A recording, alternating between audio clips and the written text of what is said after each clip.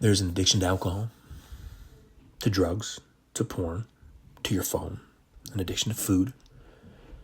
There's an addiction to just about anything in our world today. We all have addictive personalities to something. Some of us just have the ability to label and judge our addictions as good rather than bad.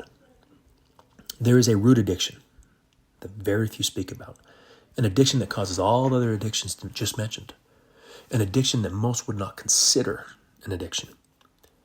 That is the mind, an invisible, endless loop of thoughts that we are continuously trying to escape from with what we consider our normal day-to-day lives.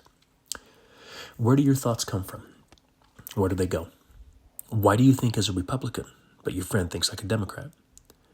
Could it be that your thoughts were conditioned by those who raised you? Are they even your thoughts? Are they original? Can you claim ownership of something that was molded day by day by others and the ignorance that was taught to them before you? The addiction of the mind translates into an addiction of ignorance without us knowing. And deep down, no matter how strong your beliefs are, your soul knows that most of what you think and believe is ignorant. Yes, meditation helps with this. Millions more people are jumping on board with this newest distraction. I jumped on board years back and became more addicted to the process than anything I had ever attempted. Many will say that meditation will help clear the mind up. It will help them feel calmer and more peaceful. And it will do just that for most, for a time. But I know quite a few people who meditate, and you wouldn't know it by how they interact in their day-to-day lives with family, friends, and especially strangers. We as humans seem to always have a reason for why we do what we do, but we never seem to dig deep enough for what that reason is.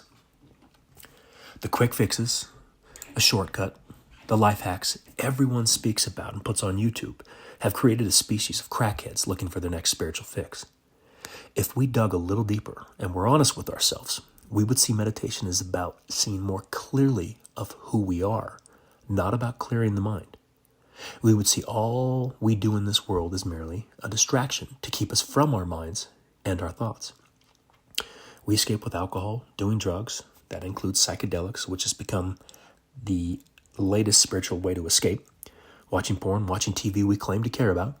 Working out, ultramarathons, taking care of kids and others. Anything and everything that distracts us from our minds and our thoughts is part of our day-to-day lives. Instead of seeking peace, seek why we are not peaceful in the first place.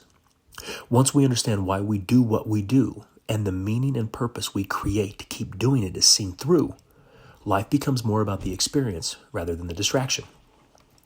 There is this natural letting go that happens when this is understood, and many of the bad addictions will simply fall away.